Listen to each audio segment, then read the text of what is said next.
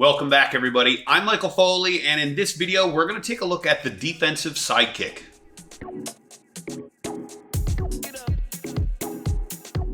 So if you grew up doing karate like I did, especially in the 80s, post-Bruce Lee era, Chuck Norris era, Jean-Claude Van Damme era, you know what the sidekick is. Even if you're not 100% sure, you've seen this technique before. It's kind of fallen off favor because nowadays people in kickboxing and mixed martial arts, they prefer to take a more front-on Thai-style stance, which makes boxing a little easier and also checking kicks a little easier. But in this video, we're going to take a look at what the defensive sidekick is, how to do it, and when you can use it.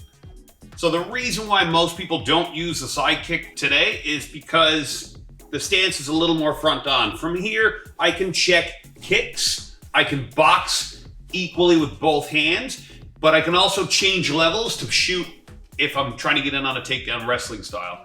A sidekick is preferably done from a side-on stance here. From this, my lead hand doesn't have as much rotational power with my hip.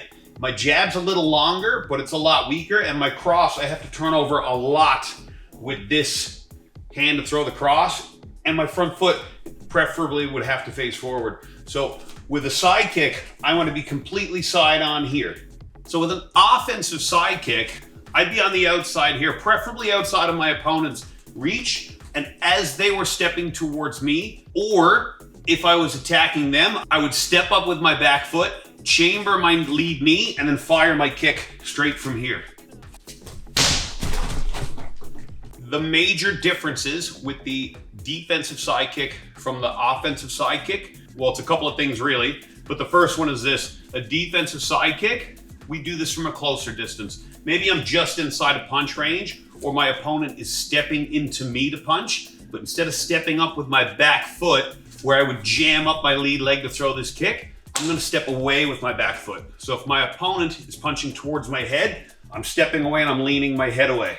Now from here, instead of picking my knee up, what I wanna do is I wanna turn my knee towards the floor. So calling this a side kick is kind of a misnomer because it's more like a back kick. With a back kick, I would be back onto my opponent, look over my shoulder, scoop my heel up while my knee points towards the floor, and then I kick straight back from here. I'm in a side-on stance where I would throw a lead leg side kick, but what's gonna happen is I step away, lean my head away, and then I turn this knee to the floor instead of picking my knee up. So I turn my knee down, I scoop my heel up, and then I fire the technique from there, which makes it more like a back kick. So a great example of this technique is when Thompson fought Jorge Masvidal. They were just inside of punch range, so Masvidal was just a step away from being able to touch with his 1-2. Wonderboy saw this, and he allowed him to stay that close, and he timed it. So when Masvidal made the move to step in with his 1-2, Thompson stepped away and dropped him with the defensive sidekick.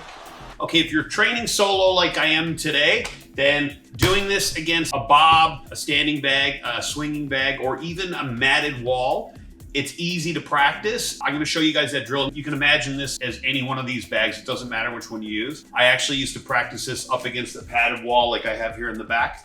But the way you drill this is you step as close as you can to your target. I'm almost shoulder to shoulder. I can lean in easily. Now from here, what I want to get into the habit of doing is taking a long step away with my back foot, getting my head as far away from my target as possible, turning my knee down, scooping my heel up, and then hitting it with a side kick. I don't want to put my foot back down because then I'm getting close to my opponent again.